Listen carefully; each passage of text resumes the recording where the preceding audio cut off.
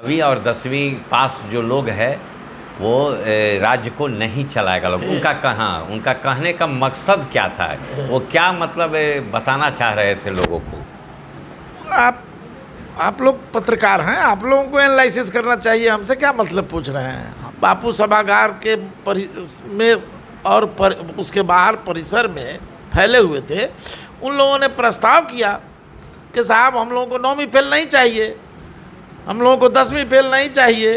काबिल जो है, काबिल ठीक है, आप लोग किस आधार पे काबिल चुन रहे हैं? या एजुकेशन पे चुन रहे हैं कि मतलब शिक्षित होना चाहिए, या फिर सामाजिक तौर पे किस समाज के तौर पर देखिए। तो फिर तो सर यहाँ पे ये भी तो होगा। नहीं, आप गुमराही के शिकार मत होइए। एक सवाल हमारा बताइए, क्योंकि बहुत सारे अशिक्षित लोग हैं जो समाज के लिए जी रहे हैं, उनके साथ जो है बहुत सारे समाज के लोग जुड़े हुए हैं। तो क्या ऐसे लोगों को मौका मिलेगा? जनसुराज में टिकट मिलेगा ऐसे लोगों को, या उसके लिए भी कोई टर्म्स कंडीशन होगा कि नहीं शिक्षा एजुकेशन जरूरी? एकदम उस तरह के काबिल लोग आएंगे जो माने अगर एजुकेशन नहीं भी है और उनमें काबिलियत है, उनमें बिहार को बदलने का जज्बा है, उनकी सोच सही है, वो सही लोग हैं, तो मौका क्यों नहीं मिलेगा? नमस्कार दोस्तों, मैं कृष्णा सिंह और आप देख रहे हैं DI न्यूज। 2 दिन पहले प्रशांत किशोर जी का बयान आया कि उनकी पार्टी में जो उनकी पार्टी बनेगी,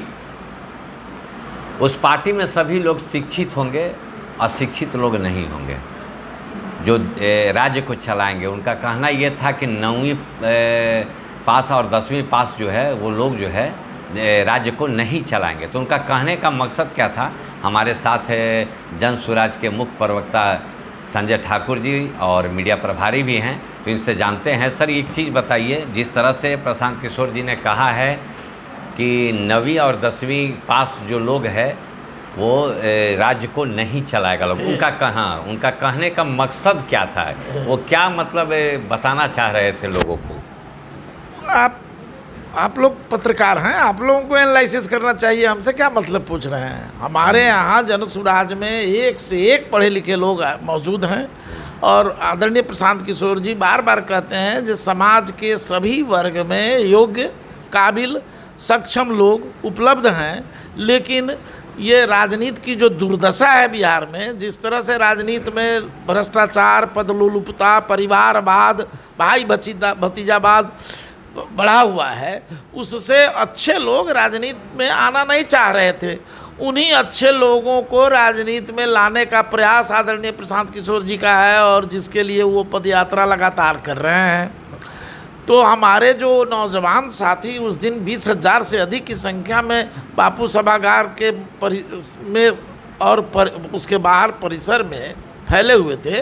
उन लोगों ने प्रस्ताव किया कि साहब हम लोगों को 9वीं फेल नहीं चाहिए, हम लोगों को 10वीं फेल नहीं चाहिए, हम लोगों का लीडरशिप योग्य व्यक्ति के हाथ में होना चाहिए। ये आप समझ लीजिए, जो 9वीं फेल कौन है बिहार में जो राजनीति करके लोगों को गुमराह कर रहा है। तो वैसा 9वीं फेल हमको नहीं चाहिए। इसका 2 संकेत है, आप इस संकेत को समझिए। जिस तरह के बिहार की शिक्षा व्यवस्था है, उस व्यवस्था को लेकर क्या प्रशांत किशोर जी के लिए काफ़ी मुश्किलों का सामना नहीं करना पड़ेगा? क्योंकि वो चाह रहे हैं कि जो लोग भी आए वो शिक्षित आएँ, पढ़े लिखे आएँ। देखिए ऐसा नहीं है, हमारे यहाँ हर तबके के लोग आ रहे हैं, जो नहीं भी पढ़े लिखे हैं और बिहार को बदलने के जज्बा के साथ हैं, वो भी जुड़ रहे हैं।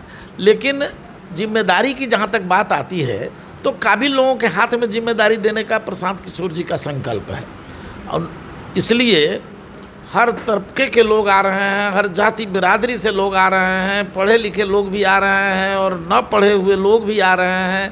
समाज में जागृति फैलाने वाले, समाज की चिंता करने वाले, समाज में अपनी चेतना रखने वाले हर तबके के लोग जनसुराज के साथ जुड़ रहे हैं, चूँकि बिहार को बदलना है। काबिल जो है, काबिल ठीक है, आप लोग किस आधार पे काबिल चुन रहे हैं? या एजुकेशन पे चुन रहे हैं कि मतलब शिक्षित होना चाहिए, या फिर सामाजिक तौर पे किस समाज के तौर पर देखिए। तो फिर तो सर यहाँ पे ये भी तो होगा। नहीं, आप गुमराही के शिकार मत होइए। एक सवाल हमारा बताइए, क्योंकि बहुत सारे अशिक्षित लोग हैं जो समाज के लिए जी रहे हैं। हाँ। उनके साथ जो है बहुत सारे समाज के लोग जुड़े हुए हैं। हाँ। तो क्या ऐसे लोगों को मौका मिलेगा, जनसुराज में टिकट मिलेगा ऐसे लोगों को, या उसके लिए भी कोई टर्म्स कंडीशन होगा कि नहीं शिक्षा एजुकेशन जरूरी है? एकदम उस तरह के काबिल लोग आएंगे जो माने अगर एजुकेशन नहीं भी है और उनमें काबिलियत है, उनमें बिहार को बदलने का जज्बा है, उनकी सोच सही है, उनकी वो सही लोग हैं, तो मौका क्यों नहीं मिलेगा? बहुत लोग हमारे यहाँ तो देखिए, हमारे यहाँ एक चेन सिस्टम है जनप्रतिनिधि का।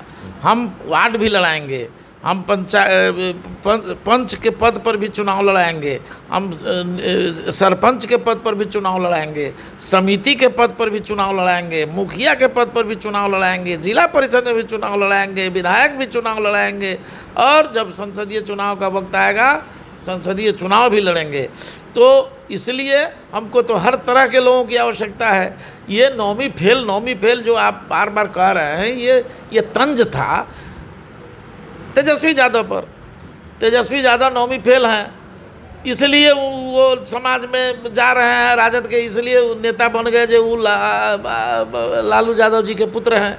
अगर लालू यादव के पुत्र नहीं होते तो उनको कौन पूछता, कहाँ पूछे जाते वो, किस इस तरह से। इसलिए वो तो बार बार हमारे कार्यकर्ता भी ये चिल्ला रहे थे जो नौवीं फेल नहीं चाहिए, नौवीं फेल नहीं चाहिए। इसका अर्थ समझिए, आपको मैं पहले भी कहा हूँ जो आप पत्रकार हैं, आपको खुद एनालिसिस करना चाहिए। एक चीज़ हमको और बताइए। हाँ। हम ये जानना चाहते हैं आपसे कि एक शिक्षित व्यक्ति ही सही ढंग से राज्य को चला सकता है या एक अनपढ़ भी राज्य को सही ढंग से चला सकता है, यदि उसमें काबिलियत है तो? देखिए, राज्य को चलाना बड़ा गंभीर विषय है, ये साधारण चीज़ नहीं है। इसलिए इसके लिए तो जो योग्य, कुशल, सक्षम व्यक्तित्व तो होना ही चाहिए। डिग्री जरूरी है, ये योग्य मैंने कहा। मैंने कहा योग्य व्यक्ति है। डिग्री उसकी क्या होगी? तो नहीं बार बार तेजस्वी यादव पर जो है नौवीं फेल का तंज क्यों कसा जाता है? इसलिए कसा जाता है जो हम वैसे नौवीं फेल लोग हमारे यहाँ उच्च पद पर नहीं आएंगे। सच्चाई मान लीजिए आप, हमारे यहाँ जो लोग भी जिम्मेदारी के पद पर होंगे, ऊपर के पद पर होंगे, उनकी योग्यता तो होगी ही होगी, और योग्य व्यक्ति हमारे पास पर्याप्त मात्रा में उपलब्ध है। तो फिर हम नौवीं फेल के फेरा में कह रहे हैं? ना हमारी जनता रहने वाली है नौवीं फेल के फेरा में, न बिहार की जनता अब इस बार 25 के चुनाव में नौवीं फेल के फिक्र में रहेगी। उनका तो MY समीकरण ढह रहा है, अब कहाँ है, अब कुछ दिन। दूसरा एक सवाल और है कि आप लोग जो है ऐसा क्या कुछ कर दिए हैं जिसको लेके जो है वर्तमान में जितनी भी पार्टियां हैं वो काफ़ी बेचैन हो चुकी हैं, काफ़ी सारी बातें जो है निकल के आ रही है जनसुराज के बारे में? देखिए, बेचैनी स्वाभाविक है। इसलिए बेचैनी है कि आदरणीय प्रशांत किशोर जी गांव-गांव पैदल चल रहे हैं, एक नागरिक से इनकी मुलाकात हो रही है और उनके मसाइल समझ रहे हैं, उनकी समस्याओं को अपनी नज़रों से देख रहे हैं। जो सरकारें आंकड़ा जारी करती हैं जो ये विकास हो गया, वो विकास हो गया, गांव में आप जाइए, आदरणीय प्रशांत जी की पदयात्रा का कवरेज करिए, आपको पता चल जाएगा जो गांव में कहीं विकास नहीं दिखाई दे रहा है। न नाली गली योजना ठीक से बनी हुई है, हर गाँव में नालियाँ टूटी बिखरी पड़ी हुई हैं। इंदिरा आवास योजना जो गांव में पहुंचने से पहले ही उसमें भारी कमीशनखोरी है। BDO, मुखिया और आवास सहायक तीनों मिल करके उसमें लूट मचाया हुआ है साहब। 1-1.5 लाख रुपया इंदिरा आवास में गरीब को देना है और 50,000 रुपया, 40,000 रुपया तक ये लोग घूस खा करके उसको बर्बाद कर रहा है। तो इंदिरा आवास योजना में यही हाल है। अंचल अधिकारी के यहाँ चले जाइए, जमाबंदी कराने, दाखिल खारिज कराने, ज़मीन खरीद करके या बेच करके दाखिल खारिज कराने। तो उस परिस्थिति में आप जब तक फिक्स है, रेट फिक्स है कि किस ज़मीन का, सड़क के ज़मीन का इतना घूस लेंगे और खेत के ज़मीन का इतना घूस लेंगे, और जब तक कर्मचारी और उसके दलाल को आप घूस नहीं दीजिएगा आपकी जमाबंदी नहीं होगी। ये हालत साहब बिहार में है।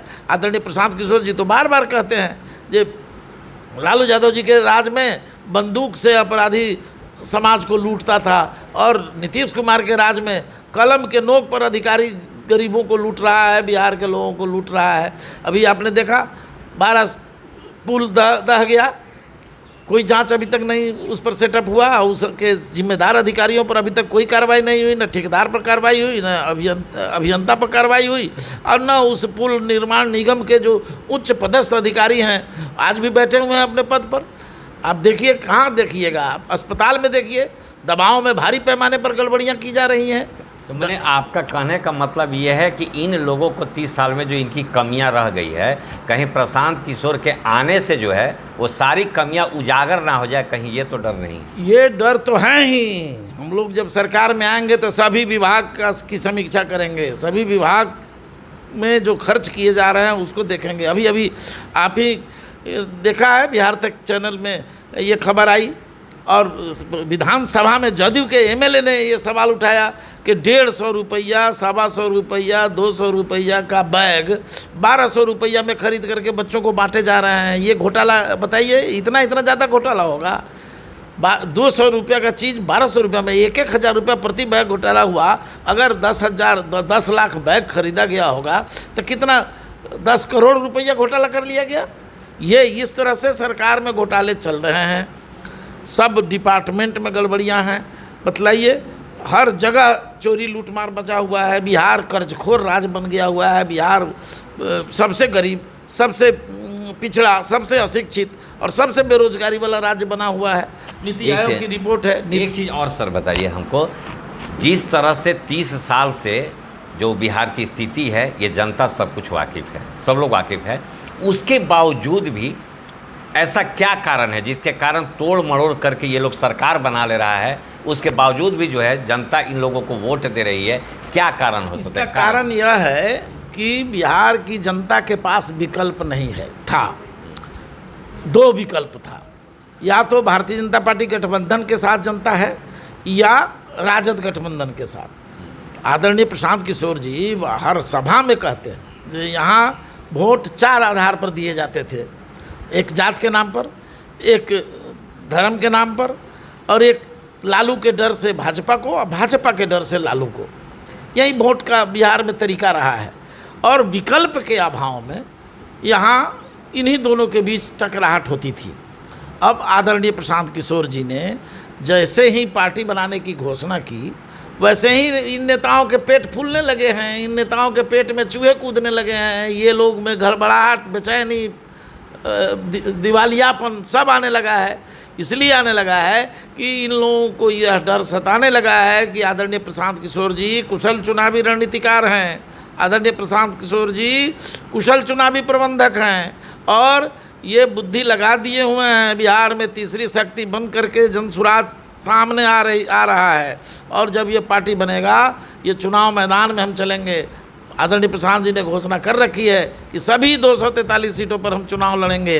तो इन लोगों को बेचैनी है कि एक मजबूत सेकुलर और बिहार को मजबूती से विकसित करने वाला विवेकशील नेतृत्व आदरणीय प्रशांत किशोर जी का प्रादुर्भाव बिहार की धरती पर हो चुका है, और जनता सारी जात पात धर्म मजहब की दीवारें तोड़कर आदरणीय प्रशांत किशोर जी के साथ लामबंद हो रही है, एकजुट हो रही है।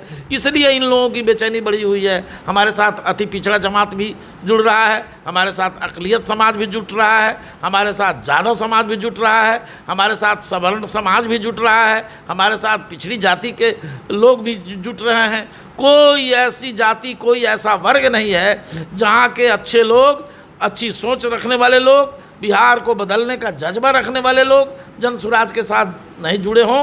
सभी के सभी जुड़ रहे हैं, इसलिए इन लोगों का पेट फूल रहा है, और ये लोग अनर्गल प्रलाप कर रहे हैं, अनाप शनाप बातें बोल रहे हैं। इनके पास तो कोई मुद्दा है नहीं। प्रशांत जी ने तो कोई कहीं घोटाला किया नहीं है या कहीं कोई गड़बड़ी की नहीं है। वो तो अपने बुद्धि और अपनी सरस्वती की कृपा से उन्होंने जो भी धन अर्जन किया है सो किया है, और उनकी लोकप्रियता इसीलिए है कि वो बिहार देश के सबसे पहला राजनीतिक रणनीतिकार के रूप में स्थापित हुए हैं, और वो संस्थापक हैं राजनीतिक रणनीति के। नहीं तो लेकिन बार बार ये सवाल आता है कि प्रशांत किशोर जी के पास जो है इतना पैसा कहाँ से आ रहा है? भाई पैसा जो लोग सवाल कर रहे हैं उनसे पूछिए, जे जनता दल को कहाँ से इतना पैसा आ रहा है, कोना हिसाब से पैसा कहाँ किससे चंदा ले रहे हैं। भारतीय जनता पार्टी अडानी अंबानी के भरोसे चल रही है, दुनिया जानती है जो ये पूंजीपतियों की पार्टी है। ये इसको पूंजी कहाँ से आ रहा है आप उनसे पूछिए, लालू यादव जी से पूछिए और तेजस्वी यादव जी से, जो उनको रुपया कहाँ से आ रहा है।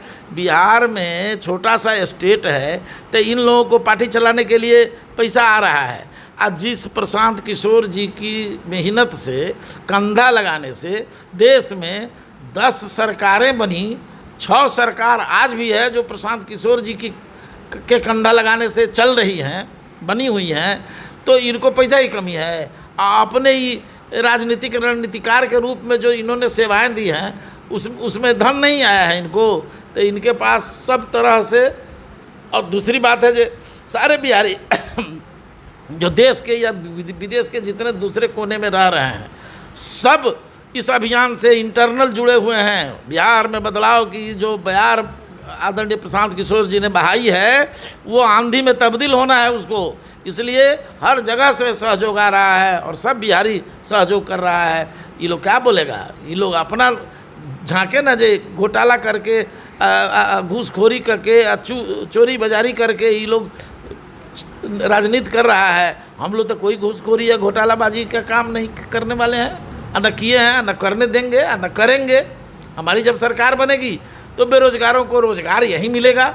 यहीं पर जो हमारे बाहर चले गए हुए लोग रोजी रोटी के लिए दूसरे प्रदेश में बेइज्जत हो रहे हैं, वहाँ बिहारी शब्द गाली बना हुआ है, उन तमाम बिहारियों को आदरणीय प्रशांत किशोर जी ने घोषणा कर रखी है जो 1 साल के अंदर सरकार बनने के उन तमाम बिहारियों को भी हम बुलाएंगे और यहीं पर रोजगार देंगे, जो अपने माँ पिताजी के साथ रह सके, अपने परिजनों के साथ रह सके। तो जैसा कि आपने संजय जी का सुना, तो ये पहला बार जो है देश में नहीं हो रहा है। कई राज्य ऐसा उदाहरण है जिसमें अचानक कोई नई पार्टी आती है और उस राज्य का सरकार बनता है। ये हमको बताने की ज़रूरत नहीं, आप सभी लोगों को पता है कि देश में पहले भी कई जगह ये हो चुका है कि अचानक कोई पार्टी आती है और उस राज्य का सरकार बना लेती है। मैं कृष्णा सिंह, DI न्यूज़, पटना।